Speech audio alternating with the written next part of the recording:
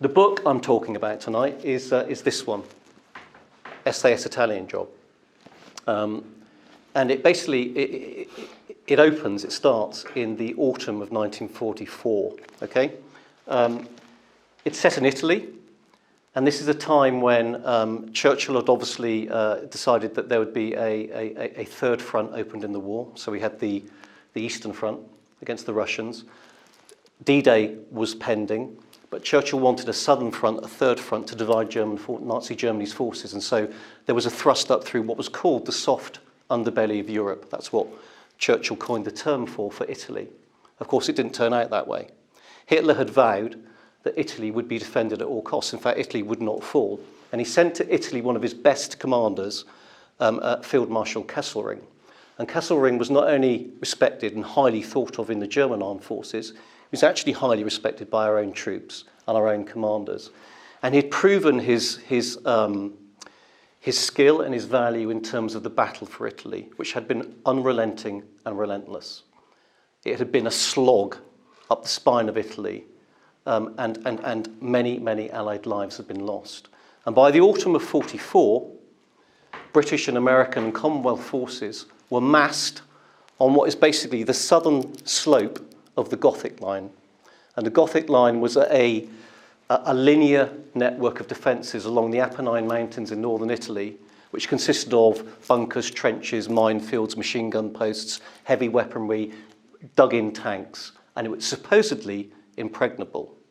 And Kesselring had vowed to Hitler that the Gothic Line would not fall. And that autumn, in the fighting that autumn of 44, it had pretty much proven to be the case. We had lost tens of thousands of lives in the snow and the blood of trying to take the Gothic Line. So by the winter of 44, there is a stalemate. And Allied commanders start looking around for something, anything, to try to break this impasse over the Gothic Line. And they set upon this idea that if they can insert Allied agents behind the Gothic Line to link up with the Italian resistance, they can foment trouble, ambushes, action behind the Gothic Line, on the supply lines and in the rear of the troops manning the Gothic Line, and to try to destabilise the German defences. And so that's what they decide they're going to do.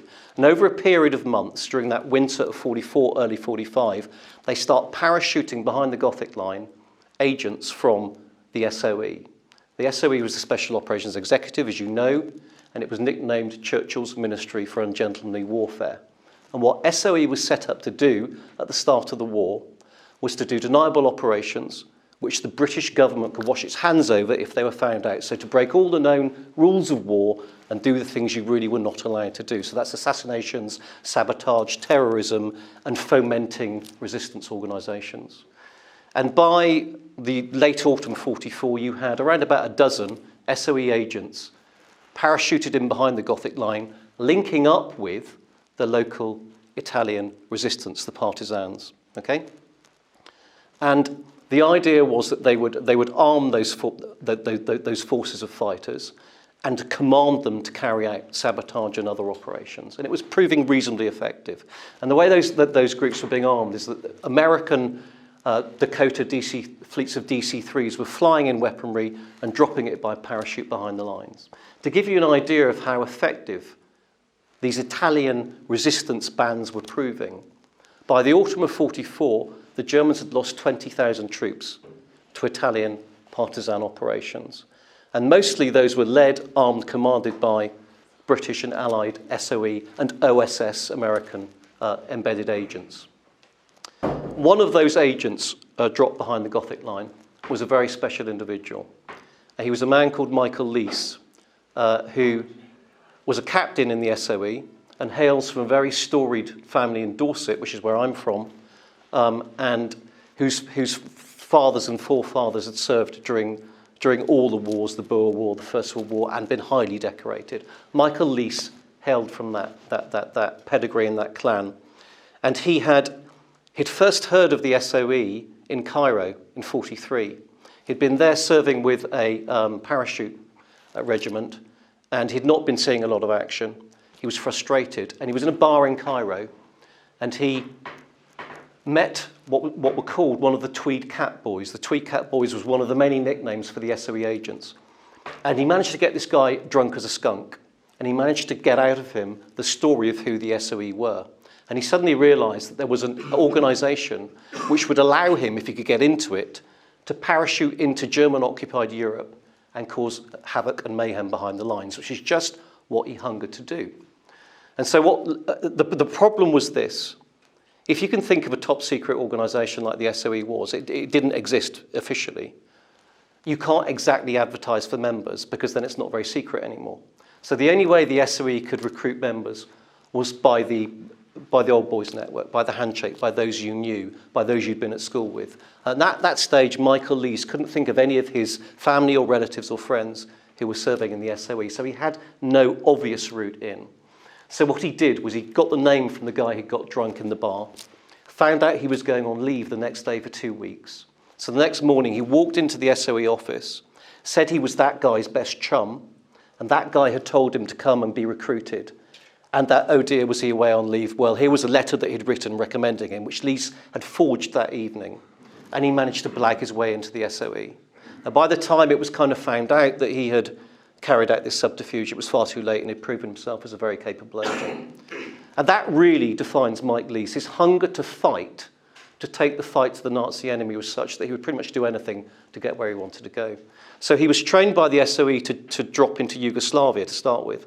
The then Yugoslavia, on behind-the-lines operations. And he parachuted in 1943, linked up with the Chetniks, who were the more right-wing Yugoslav partisans, and carried out a string of sabotage operations against German resupply routes, which were taking arms and war material through Yugoslavia to Greece to the battlefields there. And mainly, it was blowing up trains, and he was very successful with the bands of Chetniks he operated with. And then he received an order from headquarters saying, you will cease offensive operations with the Chetnik guerrillas. The reason he was sent that order was because, as you'll remember, there was a change at the top in terms of Allied High Command, and they decided that they would no longer support the Chetniks, and they would change their allegiance to Tito's more communist guerrilla bands, and the Chetniks were pretty much abandoned. Leese was not privy to that high echelon decision making, but he knew one thing: he was there to fight, and he'd just received an order to cease operations, offensive operations with the partisans. So he decided to take it absolutely literally, and he stopped offensive operations with the Chetniks, and he went off and he undertook a string of solo sabotage operations. So on his own, he went and blew up about 6 German trains.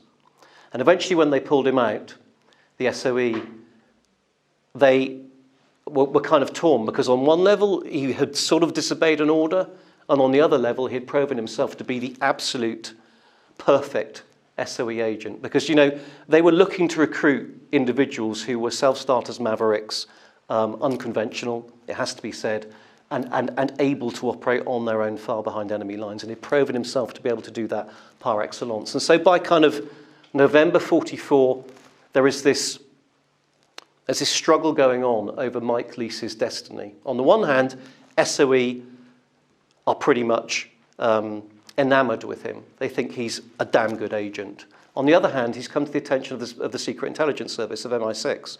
And so in the National Archives, there are all these documents where MI6 are trying to poach Mike Leese for intelligence operations, and SOE is saying, you can have him, but only at the end of the war, because we need him to continue the fight against the Nazi enemy. And SOE win the day. Mike Leese remains an SOE agent.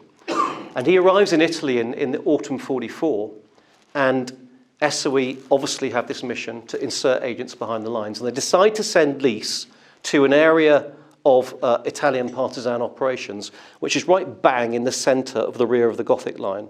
And it happens to be the area where the Allies are planning to make their breakthrough come the spring, when the snows melt and they can move again. And that's where Mike Leese is dropped in around about the 5th of January 1945. He arrives on the ground, drops in pretty much alone, and he arrives on the ground and he's walking along the path from the drop zone to the local partisan HQ, and he sees this figure walking towards him who's so quintessentially British, it could only be his opposite number, the SO agent that's on the ground already. He's got thick horn-rimmed glasses. He's got a Tommy gun slung around his shoulder, and he looks like he's pretty much just stepped out of an Eton bar. And he says, "Oh, hello, old chap, you must be Mike Leese." And it's Leese's opposite number in the SOE. The real surprise, however, is that this chap, Major Wilcoxon, has received one airdrop of weaponry, well, actually one airdrop of any kind of resupply whatsoever in all the months he's been there. And he's been there since September 44. So for all those months, there's been one airdrop of weaponry and supplies. Leese is expecting to arrive on the ground to find 500 well-armed, well-equipped, well-fed partisans already waging warfare who he can just take up the leadership of and take into action. What he finds is the reverse. He finds a chaotic band of fighters, most of whom have no boots, very few of whom have working weapons, almost no ammunition, who are certainly not carrying out offensive guerrilla operations and are actually struggling to feed themselves. So the morale, esprit de corps, everything is at rock bottom, and he's shocked. And he's shocked in particular by why there has been this complete lack of resupply. And so, of course, he gets onto headquarters in Florence, and he's pretty much told, verbatim, "You're there not to make the fur fly. You're there not to make the fur fly." Well, Mike Leese is there, as far as he's concerned, to wage war against the Nazi enemy by whatever means possible. And so he's the very last individual who will accept that kind of directive from headquarters. And so very, very quickly, within 2 days that he's been on the ground, it snows. And the snow means the partisans are not able to move as quickly as they can normally. The Germans realise this, and they send in about 10,000 troops to do what's called a rastrellamento, which is Italian for raking through, to try to finish off this band of partisans who are already in rag order, as I've explained. And Leese has to go on the run with the Italian partisans. And they survive pretty much, him and his compatriots, by the skin of their teeth. And they go into hiding, and they wait until the Germans have withdrawn. And none of the partisans have stood and fought. All of them have fled into the mountains, higher into the mountains, and many of them have disposed of their weaponry, what little weaponry they had. Now, on the face of it, that's a pretty disastrous scenario. But in it, Mike Lee sees an opportunity. And he sees an opportunity because it's a fire that he can use to burn out all the dead wood. And so, to give you an example of what he does, he goes to the colonel, the Italian, so this is a former Italian army colonel, who's now a colonel in the resistance. And he goes to him, Colonel Monti, who's nominally in charge. And he says, "Colonel, your partisans are not fit for purpose. Now, I can get weaponry in, we can build up their esprit de corps, we can get them doing offensive operations, but I need you to accept that I'm in command, I'm in charge." And Colonel Monti says, "That's perfectly fine, I understand what you're saying, but if you can make it appear as if I'm receiving the orders and then giving them to you, whereas actually you're receiving the orders and acting on them yourself, at least if we can keep that charade going, that will satisfy my requirements to at least make it look like I'm still in charge." So Lee says, "Fine, perfect, that's how we'll operate."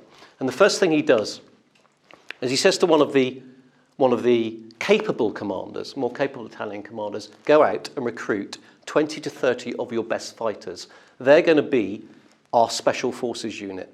And we're going to call them the Gufo Nera, which is Italian for black bats. And they're going to be the first unit that we arm and train to go out and start guerrilla operations. And I want these happening very quickly within the first few weeks." The second thing he does is he says, "I've noticed within the Italian partisans in these mountains, there are a large number of very pretty young Italian women. They are going to be my intelligence service. I want you to recruit several dozen of them. We're going to call them the staffettas, which is Italian for messengers. And what they're going to do is they're going to go on bicycles and cycle into the nearest German garrison, and they're going to find for us our targets.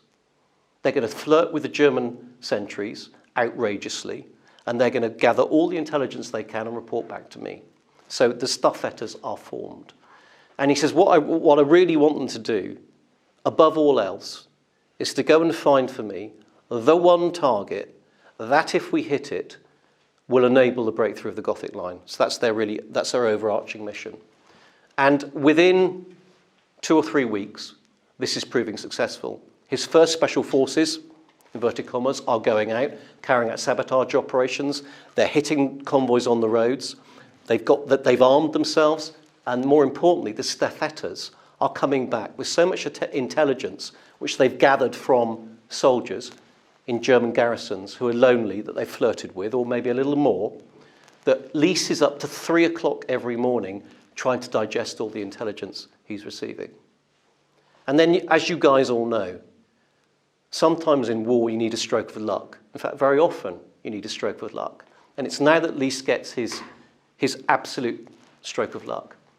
A German army truck drives into the Secchio Valley, which is the area of the Italian mountains which the partisans hold. And at the wheel is a blonde German guy, soldier, dressed in a German army uniform. Of course, they arrest him and they bring him to Lys. And the guy's name is Hans.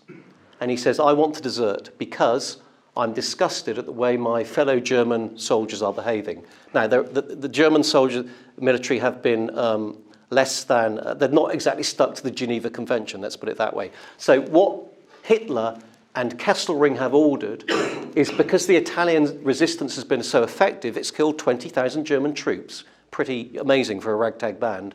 They have ordered that for every German soldier killed, 10 Italian villagers will be executed, and that's men, women, and children.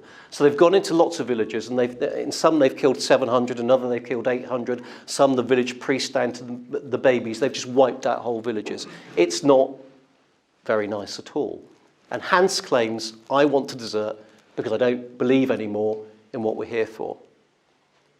And Lys says to him, I don't believe a word of it. What's the real reason you've deserted? And eventually he gets the true story. And the true story is this. Hans was soldiering on the Eastern Front. He had a letter from his mother. And the letter said, your wife is pregnant. Hans hadn't been home for 3 years. Hans asked his commanding officer, can I have compassionate leave, sir, please, because my wife's pregnant and it's not my child. His commanding officer says, no. And not only that, you should be proud of the fact that your wife is breeding a new son to soldier in Hitler's Reich. And he said, that's why I hate my fellow German soldiers, and that's why I'm deserting. At which point, Lys believes him. And he says, okay, Hans, you can come and join us, but tell me about all the order of battle of German forces in this area that you know about. And eventually Hans says, yeah, well, there's a major headquarters in this area. I can't tell you exactly where it is, but what I do know is that Kesselring himself goes there every week because he's got a hotline to Berlin and he reports in to Hitler every week on the fortunes of the war. And he says not only is Kesselring, there's several other top German generals there. I can't name them, but I know they're there. And Lys senses his target. So he calls in his staffetters and he says, girls, go out and find where this headquarters is, whatever it takes. And 2 days later, one of them comes back to him. And she says, I have chapter and verse on your headquarters. He says, how do you get that? She said, I went to the local German garrison and I seduced the commanding officer. And I spent a night with him and I found out everything. So Lys says, tell me. And she says, well, the headquarters is a place called Albanea. It's based in 2 villas. One is the Villa Calvi, one is the Villa Rossi. So it's the red villa and the white villa. They're 2 fortress-like castles. She says one is the command and communications headquarters of the German 14th Army. The other is the accommodation block where all the generals stay. Kesselring is a weekly visitor. General Hock is there, and several other generals are also based there. So suddenly Lys realizes that he stumbled upon the location of the headquarters that commands around about 100,000 troops manning the Gothic line. Not only that, they man the part of the Gothic line that Allied forces are planning to break through come the spring. Now, obviously, he's found his target. The problem is, the staffetta also tells him there are 1,000 German troops dedicated to guarding that headquarters. Not only that, there is everything up to heavy armour. So there's, Spandau machine guns, tanks, anti-aircraft weaponry. It's got everything. So if you're going to consider attacking it, that's what you're taking on. And you have to consider at this moment, what's Lys got that he can call upon? There's himself, there's his radio operator, Bert Tharamond, who's a former Lancashire miner, recruited into the SOE, who's there with him. There are a few hundred Italian partisans who are not necessarily your Cracker's troops. And he's got, as a bonus, a major bonus, it has to be said, he's got 100 at least former Russian soldiers. So you ask, how on earth are former Russian soldiers in the Italian mountains with the Italian partisans? It's because they were captured on the Eastern Front. They were brought to Italy to work as slave labour, forced labour on the Gothic line to bolster the defences. They've escaped and they've come into the mountains to fight. So he's got 100 former Russian Red Army soldiers now fighting for the Allies as DIY partisans in the mountains under the command of Viktor Pirogov, a former lieutenant in the Red Army. And they are reliable fighters. So that's what he's got as his order of battle. There are also a few former French Foreign Legionnaires. There's some Spanish Civil War veterans. There's even a Dutch lieutenant called, his name escapes. Sorry, his name's gone.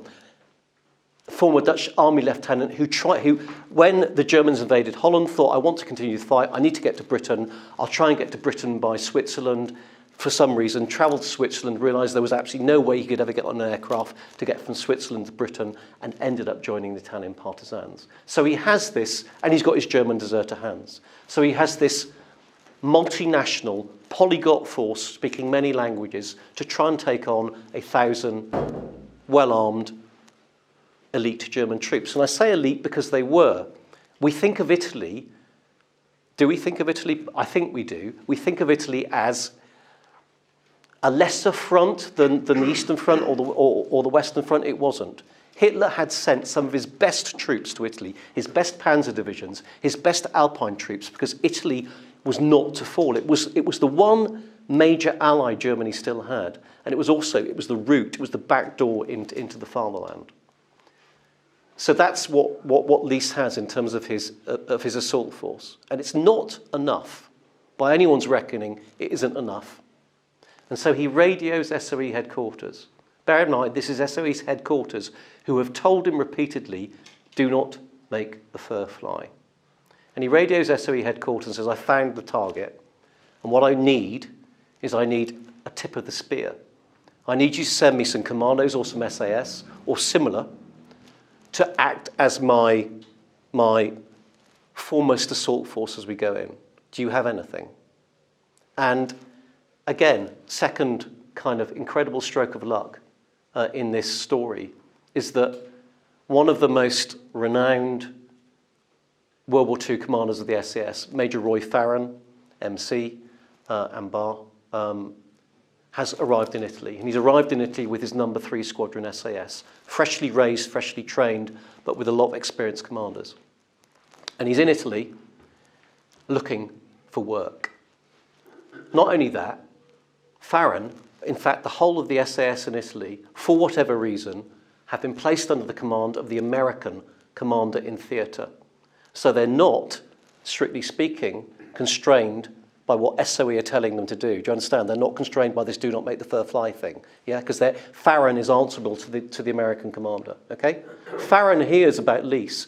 And one thing I forgot to say, by the way, after he came out of Yugoslavia, Lys had earned a nickname. He was Mike Wild Man Lys because of his Yugoslavia operation. So his name and his reputation goes before him. Farren's heard about him already, and then he hears about this request.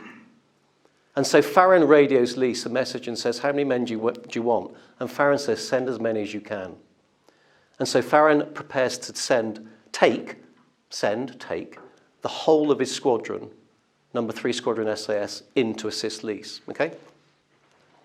He goes to his American commanding officer and says, sir, this is our mission and I'd like permission to deploy. And he says, yep, absolutely. but you can't go. You, Roy Farren, are not going. And the reason you're not going is because you're too important. I need you here. We are so depleted of experienced Special Forces commanders, you cannot go. Farren also, by the way, was very badly injured during the war in the Battle of Cemetery Hill in Crete, was supposed to be invalided out of the army, blagged his way into the SAS through connections, and was really not allowed to deploy on frontline operations because he was so badly injured. But as far as the American commander was concerned, he had to stay there because he needed experienced commanders. So Farren said, absolutely, sir, understand. Would you mind if I accompany my men on the aircraft just to see them off? And the American commander, being American and being maybe a little bit gullible, says, absolutely, Major Farren, please see your men off. So Farren, late April, loads up the aircraft with 40 men, several DC-3s obviously, and himself. They fly over the Gothic line, arrive over the drop zone, which is marked by coloured parachutes in the snow, and Farren is the first man to jump out of the aircraft. And it's really interesting, in his own reports in the archives, he says, why did I go? Because he knew he was facing a court-martial. Obviously he was facing a court-martial. He said, I went not because I had to lead my men, there were other capable commanders. And not because I wanted to face a court-martial. I went because if I didn't jump and my men felt I'd lost my nerve, how would I ever stand tall in their presence again? Which I'm sure you'll all relate to. He did it because he wanted to show solidarity with all of those men that he'd soldiered with across all of Europe. And he says to the American aircrew before jumping, make no mistake, you go back to Florence and you tell headquarters, I fell out of the aircraft by accident. I was dispatching the men and I fell, and that's what happened. And they do. They go back and they tell headquarters Major Farren fell out of the aircraft dispatching the rest of his men. And so Major Roy Farren, come April 45, is reported killed in action. Okay? On the ground, north of the Gothic line, he's meeting up with Mike Leese, this legendary figure. And Mike Leese sits him down and says, let me tell you about the Albania headquarters. And Farren's like, boy, this is the target. And he thinks, we need so much weaponry. I want pack howitzers dropped in. I want heavy mortars. I want lots of machine guns. And Farren, well, both Farren and Leese were extraordinary. Leese was extraordinary in the sense that he was highborn. The Leese family is a baronetcy, so that there is a Sir Leese in every generation, and Sir Christopher Leese was Michael Leese's uncle, so he was from a highborn family. Okay, but he had this incredible ability to speak to every man. Because if you think about it, okay, if you're a British soldier in uniform serving, even embedded with the partisans, the Italian partisans, if you're captured by the Germans, probably the worst that's going to happen to you is you'll spend the rest of the war in a prisoner of war camp, okay? If you're an Italian partisan and you throw your lot in with these few dozen Brits and other assortive fighters who've turned up in your territory and you get captured, you will get tortured horribly and killed, and all your family will get tortured horribly and killed, and your village will get destroyed. So to persuade the local partisans to fight was an extraordinary thing to be able to do, and Leese had that ability in bucketsfuls. He'd done it in Yugoslavia with the Chetniks, and he was able to do it in Italy with the partisans, and it's an extraordinary ability. What Farren brought to the table was a real understanding of what makes people fight. And he understood something about the Italians. He understood that for the Italians, it was to a very significant degree about show. It was about feeling part of something. It was about all the accoutrements, all the show that goes with being part of a force at war. So I'll give you examples. Farren said, I want berets with hackles dropped in. And the hackles will be Transvaal Scottish hackles because they are the same colours as the Italian flag. I want uniforms dropped in, and we're going to embroider on those uniforms Ci Osera Vincera, which is a rough translation in Italian of who dares wins. They are going to feel like they're part of my SAS. And he said, and the final thing I want dropped in is a bagpiper.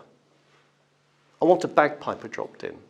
And I want a bagpiper dropped in for two reasons. The first reason is because there's nothing more evocative for soldiers going into battle than the skirl of the bagpipes. And the Italians will respond to that in bucket loads. He said, but I also want a piper dropped in because if we go in and take out that headquarters and kill all the top generals, because we are going in and we will take no prisoners, that is what our mission is. If we go in and do that, and they believe it's the partisans alone, the reprisals will be unprecedented. There'll be scorched earth. Hundreds and thousands of Italian villages will be killed. But if we have a bagpiper playing when they go into battle, if they pipe them into battle, they'll know it's us. They won't be able to deny it was a British attack. And so Farron's problem, having conceived of all these visionary additions to the force, is that he needs to radio headquarters, and headquarters believe him dead. So Farron breaks radio silence and he radios Florence. It's Major Farron here, I need all these things. And there's consternation at headquarters, and they think, well, you know, we need to court-martial this man. But how do we get him back? He's the wrong side of the Gothic line, and we can't get him back again. And so Farron says, look, I'm here now, let me command my men. You know, I'll face the music when the mission's done, but let me command my men, and we have a real target to go for here. And so they say, okay, fine, you go ahead and run your operation and face the music afterwards. So Farron says, this is all the stuff I need. Get all this stuff dropped into me. And so all the weaponry, all the uniforms, that's all fairly straightforward. The challenge is the piper. Where do you find a piper at like, 48 hours notice? Because it's very near to 0 hour, by the way, in terms of the time that they're going to go in. And so there's a piper called, his nickname by now was David the Mad Piper Kirkpatrick. And Kirkpatrick had earned that nickname piping several commando raids ashore and being the first man off the boat and surviving them all. And in fact, he was only 18 years old by now.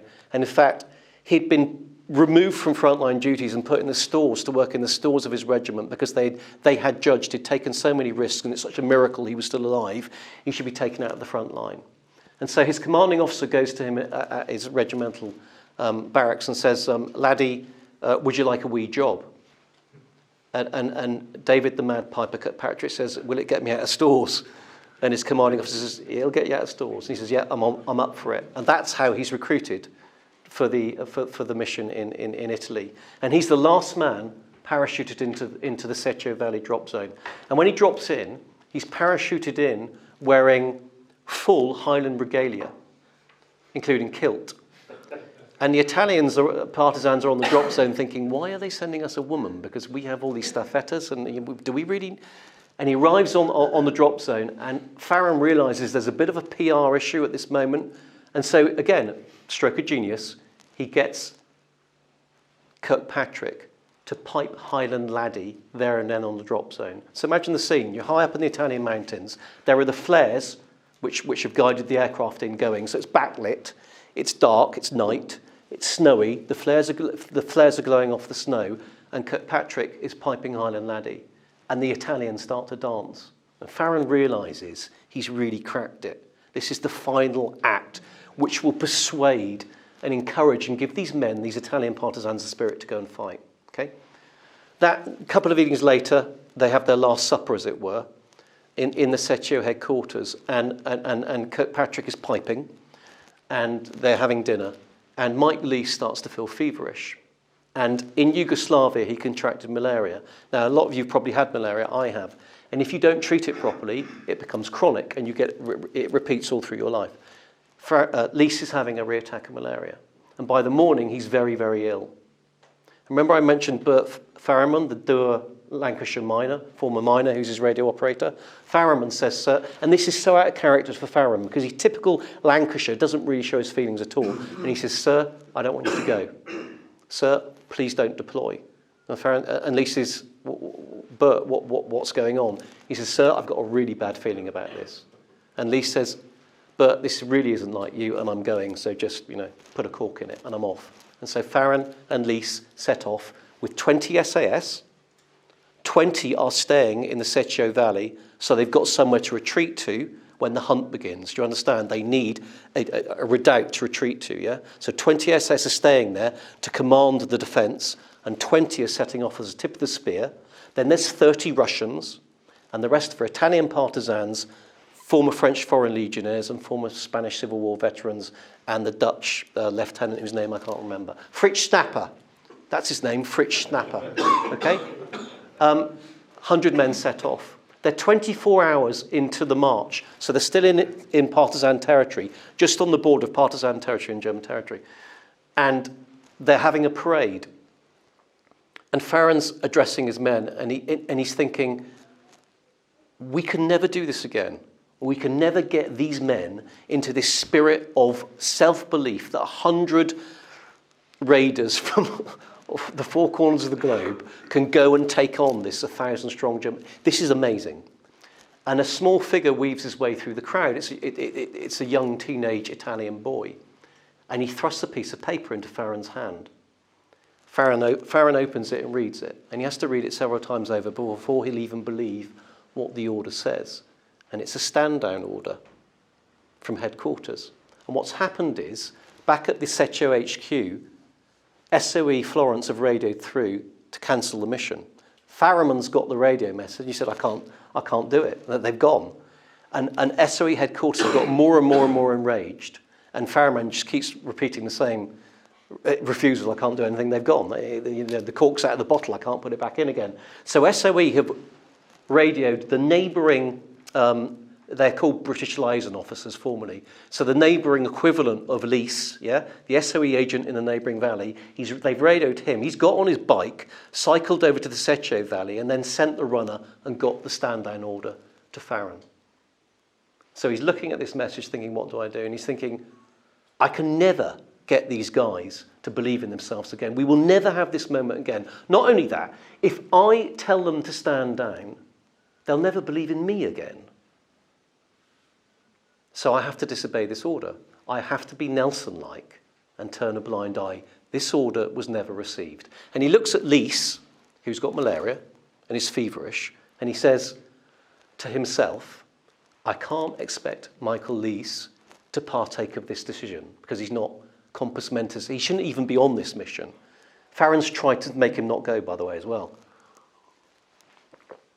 So he decides unilaterally to disobey a second order and face the consequences, put the note back in his pocket, and the mission, the stand-down order was never received. So they set off. It's a 24-hour trek, moving at night, now through enemy terrain, and they get to the Casa del Lupo, the House of the Wolf, which is this farmstead overlooking the plain of the River Po, upon which the two villas are situated. So they're overlooking the target now, and they lie up there during the hours of daylight, waiting that night to attack. They've not been detected. That in itself, even the infiltration, is an incredible achievement. And they've got there completely undetected. And that evening, Farron holds his kind of last orders meeting before going in. And again, this is war, and it's war at its most brutal. There are tens of thousands of Allied lives at stake. Okay? Farron repeats his order. You are going in there to take no prisoners. I mean, the SAS had Special Forces in general, commandos really as well, they had a credo in the Second World War. When you go into these kind of operations deep behind the lines, you kill the top commanders and you target them deliberately. And you do that because if you are a soldier and not even your top officers are safe, what does that mean for you? Do you understand? It destroys your morale because those people who are in command of you and you look up to, who should be most protected, are actually being taken out. So they're deliberately going in there to not take any prisoners and to cut the head of the Nazi snake. That's how they termed it. This is daunting. This is murder most cruel. They set out Farron's now navigating, and it's dark by now, by the way. Farron's navigating by pacing and bearing. You all know pacing and bearing. You understand that. I don't need to explain it. Compass bearing, count your footfalls, you know where you are. He navigates that 100-strong force to the Half Moon Wood, which is a crescent-shaped woodland lying just to the south of the two villas. They've got through all those defences without being detected. Amazing, amazing achievement. And he sends the 30 Russians to the south of the villas as a blocking group, because that's where most of the German garrisons are based. And then he splits his assault force into 3 units. There's a command element, which is himself and the piper. He'll stay in that location. And then there's one assault force led by Lieutenant Harvey, Rhodesian guy, 19 years old. 19 years old. His first offensive operation. He will lead the assault on the Villa Calvi, which is the Command and Communications headquarters. Okay? The other assault force is led jointly by Lise, malarial, very, very ill, and SAS Lieutenant Riccomini, who was actually an highly experienced, highly decorated, legendary figure in the SAS by now anyway. And the attack will go ahead on the first skirl of the bagpipes.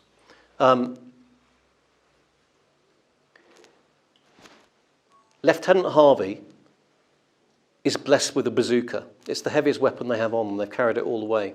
It's an American-made weapon, and it's famously unreliable. Well, the rounds are famously unreliable. So they are supposed to blast their way in through the Villa Calvi's doorway with this bazooka. They fire it once, it misfires. They fire it again, it misfires. And by now they can hear a patrol coming up the track. This is the assault on the Villa Calvi. Harvey goes to the gates, opens fire on that patrol, because otherwise they're going to get discovered. And that blows the mission pretty much before it started, before the Villa Rossi assault has also gone in. So Lise and Riccomini, on hearing that burst of gunfire from Harvey's Bren gun, have to go in pretty much unprepared. And Lise leads the assault, under fire of course now, on the staircase, the spiral staircase, that leads from the ground floor, which they've taken pretty quickly, to the accommodation upstairs. That's where the generals are sleeping. Not asleep anymore, of course. And as Lise charges up the stairway, leading from the front, malarial, but leading from the front, he's shot 5 times. He's shot through both legs, through one arm, through a shoulder, and he takes one other wound, I can't remember where it is. And he collapses on the staircase, and the commander of his Black Owls, remember his special forces, Italian Partisan Special Forces, falls on top of him, also very badly wounded. And from the staircase, even though he is at death's door, Lise is urging his men to continue the assault and get to the upstairs accommodation rooms. And Riccomini, the SAS commander, and one other SAS chap continue the assault, and they also get gunned down on the staircase and they're killed. And so now it's a stalemate in the Villa Rossi. And what Farron has said is, if you reach the stage where you can't actually take all of your objective, you have to set fire to it and burn them out. And so they set fire to the ground floor of the Villa Rossi. And as they're withdrawing, and they believe Mike Lise is dead, they see a figure crawling towards the door. And it's Mike Lise dragging himself towards the doorway to try to get out of the burning Villa Rossi. And Mike Lise says to the guys, you got to leave me because I'm going to die anyway. And this is now a hornet's nest, and the hunt is beginning. And they refuse to leave him. So they go out into the orchard outside. They find a ladder. They bring it back. They strap Mike Lise to the ladder. He's a big guy. He's 15 stone. Big guy, 6'3", 6'4". And they carry him to a farmstead, which is about 3 kilometres away, where they know that the old woman who owns the farmstead is sympathetic to the resistance. And they build a hide of hay bales inside the barn. They put Mike Lise in that, and they say, "Sir, we're going to have to leave you here.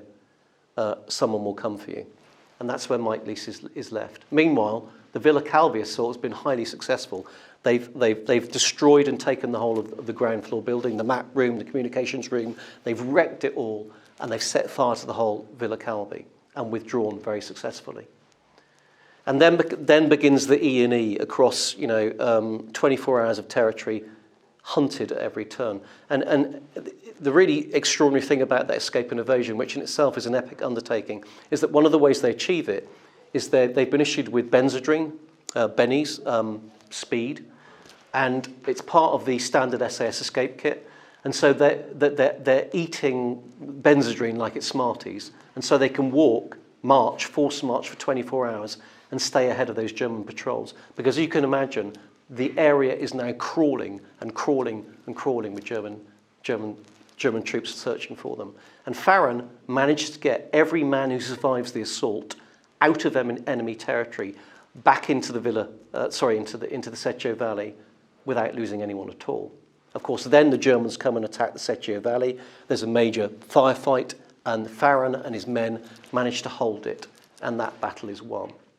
Meanwhile, Lys is in his barn, in his hay bales, shot 5 times in a very bad way. And with him is his Black Owls commander, Gordon was his war name, and he's also close to death's door.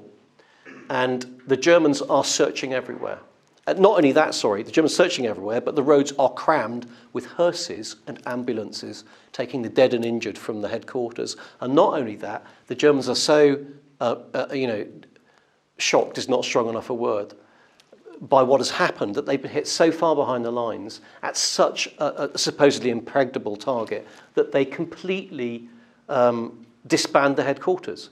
They move everything out that survived, and they make a decision to move the army headquarters to another location. It's not 15 days it takes them to move that headquarters to the new location, 15 crucial days in the battle to break the Gothic line. But meanwhile, Lys's life is hanging by a thread. And within a few hours, the Germans turn up at the farmstead, and they can hear the screaming of the farmer lady as they're questioning her. And they open the barn door, and she says, "Nothing in there, it's just a barn, I'm an old lady." They look around, they see the hay bales, and it passes muster for them. But it's clear Lys has to be moved, and they have to get him out of the area. And an Italian doctor is brought to see him by the local resistance, and the Italian doctor says, "Your injuries are so serious, especially to your leg, you might not survive, and even if you do survive, you won't be able to walk again unless you get surgery very quickly." So it's urgent to get him out. And the way that the local resistance commander decides to do so, he thinks, how on earth can I move this injured Allied soldier through this terrain which is now crawling with enemy searching for him? And he realises that there's lots of ambulances moving up and down the road, and so they hijack an ambulance, and they dress themselves as German soldiers, German medics, soldier medics. They arrive at the barn, they dress Lys similarly, and they bandage him up to make him look like an injured German soldier. And under that ruse, they manage to drive him through dozens of German checkpoints, through all of which they wave through, because they're believed to be German forces. And they manage to get him into the nearest partisan territory, and they drive him into the high mountains. And from there, a light aircraft, what was once a German military Stork light aircraft, but now which is flying with Allied forces, is able to fly from Florence, cross the Gothic line, land on a tiny mountain airstrip, and evacuate Mike Lys and take him to a hospital in Rome and save his life.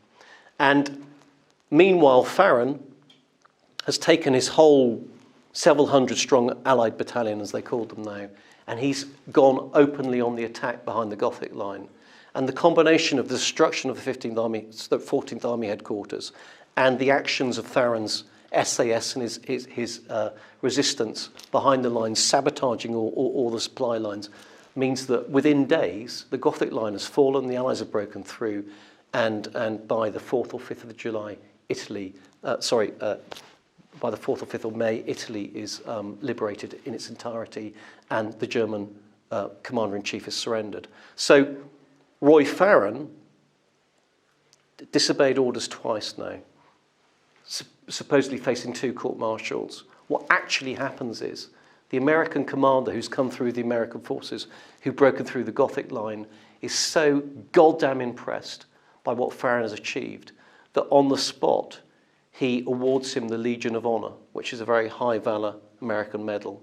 And because of that, it's impossible for Allied High Command to court-martial him, because it would be almost inconceivable to be decorated by the Americans to such high valor and court-martialed by the British. And that's pretty much kind of where the story ends. There is an addendum, which is the fate of Mike Lease, which I can tell you about in questions if you're interested. But it really ends on the ground with Roy Farram receiving that decoration and the SAS number 3 squadron driving back through the Gothic line, which has now been broken, back to Florence headquarters. Thank you very much for listening.